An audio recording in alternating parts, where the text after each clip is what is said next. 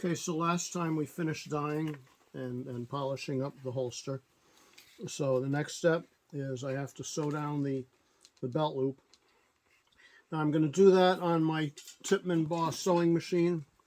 I'm going to do that on the machine, and then I'm going to do the rest of this hand stitching, so you get to see both ways. Little something about the Tipman. Machine like this costs about $1,500 new. Occasionally you can find one for about $1,000. If you're going to be doing any amount of heavy stitching through thick materials, it's a nice thing to have.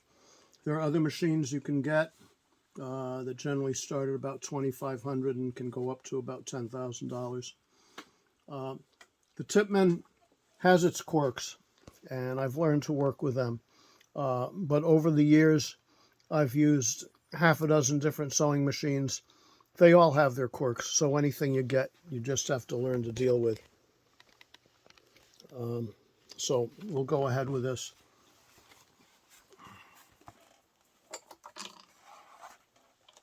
Make sure you're leaving enough room here for the widest belt you might be using. A lot of your cowboy type rigs are fairly wide, so you want to make sure you leave that wide enough. I would say in any case at least about 2 inches, if not more.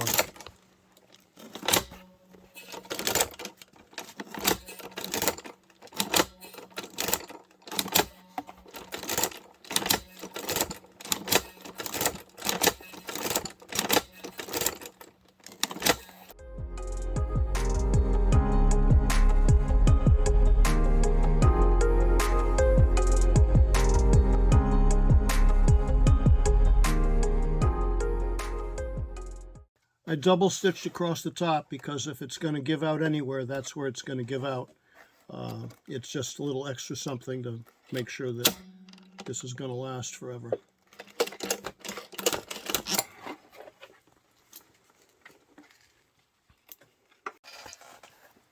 Okay, this is nylon thread, so it melts. So I'm going to burn the ends. That way it can't unravel or come undone.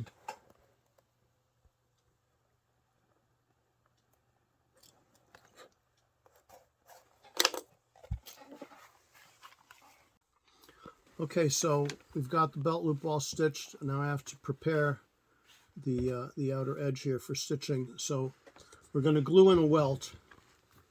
All right, so first I want to rough that up just so I get a good bond.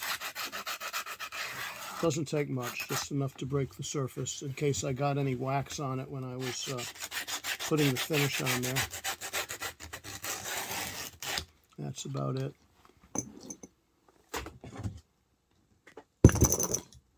And my well-used glue pot here. Barge cement is the most commonly available and easy to get anywhere you get your leather supplies. And it works well. It's been around forever.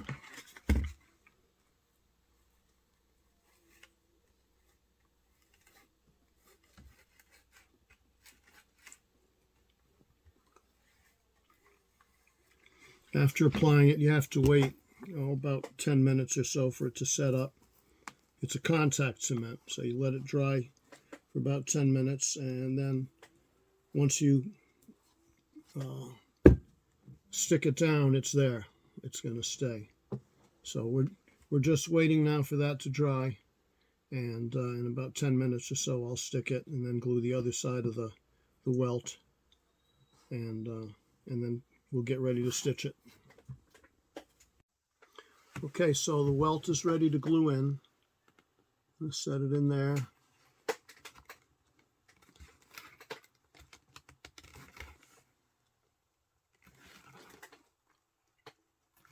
What the welt does, it's a spacer, but also it stiffens the whole holster at that edge. It makes that nice and stiff. So I've got to trim off the little excess here and then rough that up with sandpaper and then put glue on this side, and then wait again for it to set. And again, it's just enough to break the surface so it gets a good bond. Okay, so this is ready to stick now, and just want to get it as close as possible. I'm going to mark it for stitching. This is a stitching wheel marker, and that just shows me where to make the holes for the stitching. We're going to hand stitch this part. And I've got that stitch groove, so I just keep that in the groove. I'm bearing down pretty hard. I want to make a good impression. Always want to make a good impression.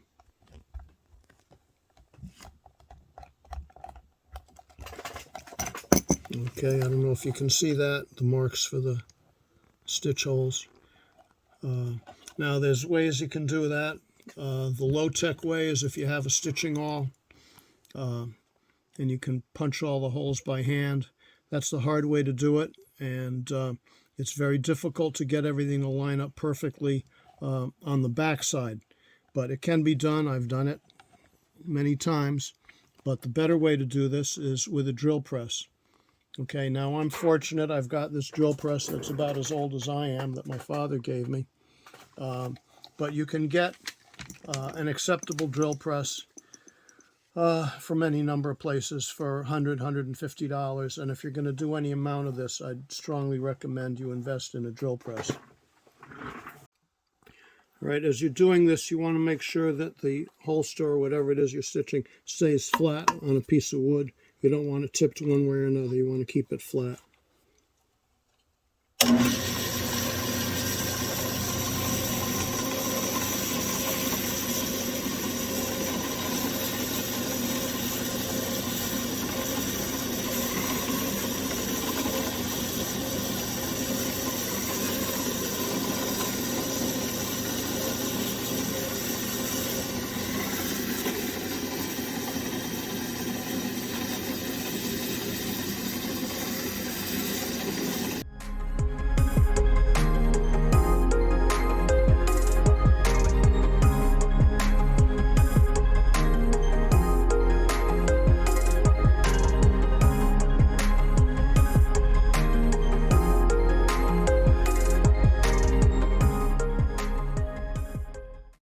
So there it is, all drilled, ready to stitch. Okay. Okay, these are a couple of stitching horses that I've made. They're made out of barrel staves. This one's a big, heavy oak barrel.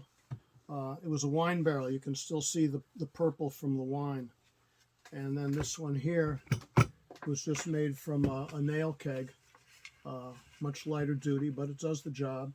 And basically all it is a couple of staves and a long carriage bolt with a wing nut. And I think I'm going to use the lighter one here.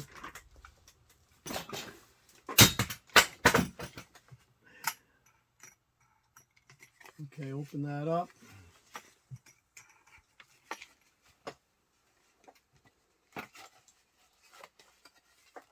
And that's going to hold that. So I've got two hands free to stitch with. Because you need two hands, you're going to be using one piece of thread with two needles. Get that good and tight.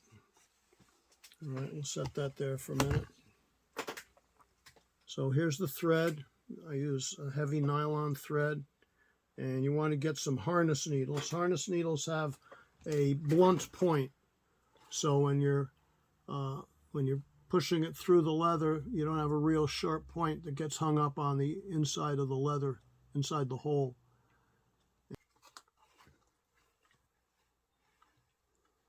You want to use about 5 times the length, the distance that you're stitching. You want about 5 times that length for thread. But thread is cheap, and I'd rather have more than not enough and end up being at the end of it and having to splice in another piece. So use plenty of thread. Don't go cheap on the thread.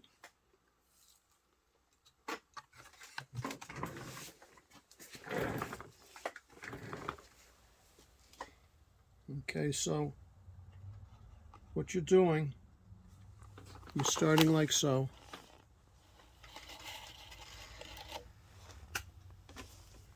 Let's see. And you're going to go back and forth. Let me get this started and I'll be able to explain it. Okay, so I'm going to go through this hole, pull that through, back through the same hole from the other side with the other needle. Pull it good and snug,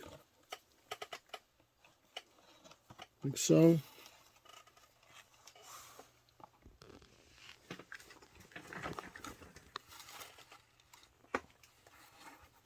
So each time you do that is a complete stitch.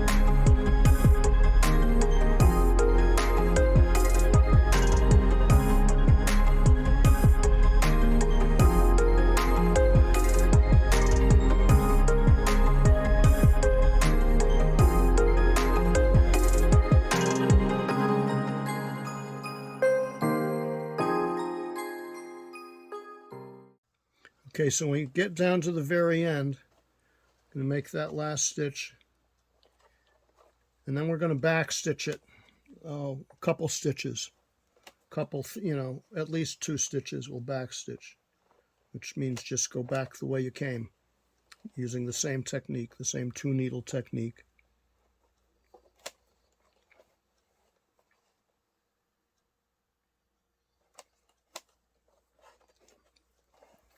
And then I actually do 2.5 because I want that last one. This is the last half stitch. I want both ends of the thread coming out on the back of the holster. Going to cut it off, leaving about 1/4 inch, which I'm then going to burn the ends, same as I did on the inside when I sewed the belt loop.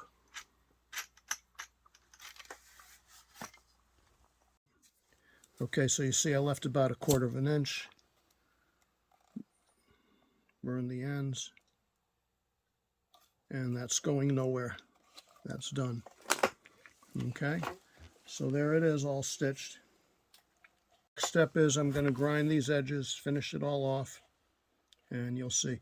Now, as I mentioned last time about the buffing machine, I've got that wonderful machine there, and it also is a grinder. If you've got any kind of grinder at all, it doesn't have to be like that. It can be a belt grinder, disc grinder, Dremel tool, anything like that. You're better off. Otherwise, you can do it by hand with a sandpaper, but it takes a long time. It's tedious. So if you've got some kind of grinder, that'd be your best bet.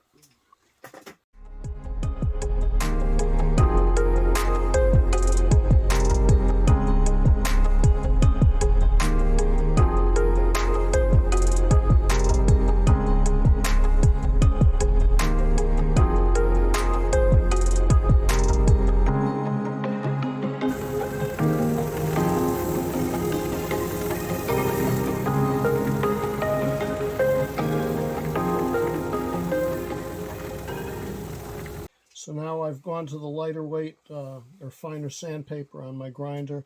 I've got that pretty smooth. What I'm going to do now is I'm going to wet this.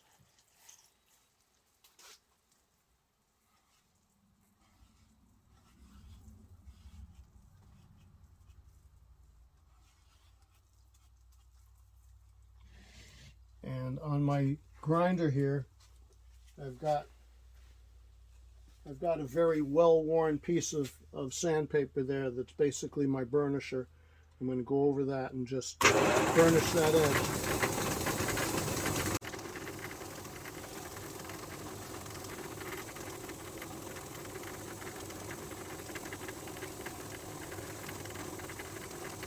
Okay, here I've burnished it. You can see that's nice and smooth.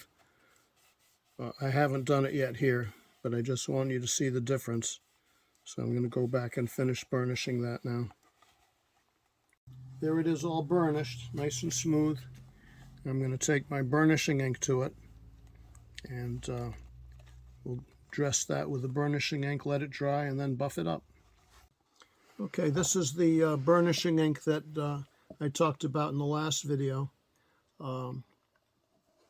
It's hard to find, but it's something available through shoe repair supply vendors, or if you can't find one of them, go to a local shoe repair shop, bring a small bottle with you, and beg them for a few ounces of it. A little bit will last you many, many years, so you don't need a whole lot. A small bottle like this will last you a long time.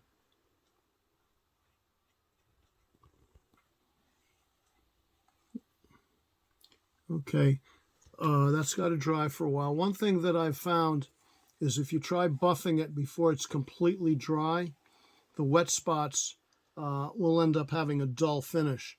So let it dry completely before you buff it up. But we're going to set that down to dry now. And that's it for right now.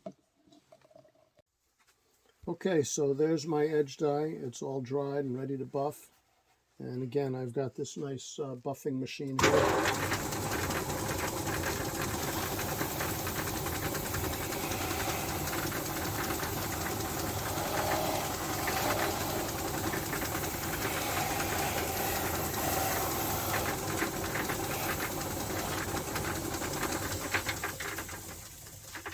And there it is.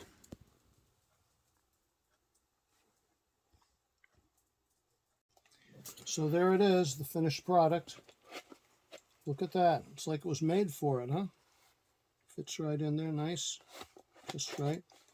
Okay, now I just want to say what I've attempted to show you here in these 4 videos is my techniques. This is how I get there. As far as the design, this is my design. And I would say that you should find your own way, find your own patterns, your own style, and don't just copy what I do. Make it your own and go for it. Have a blast.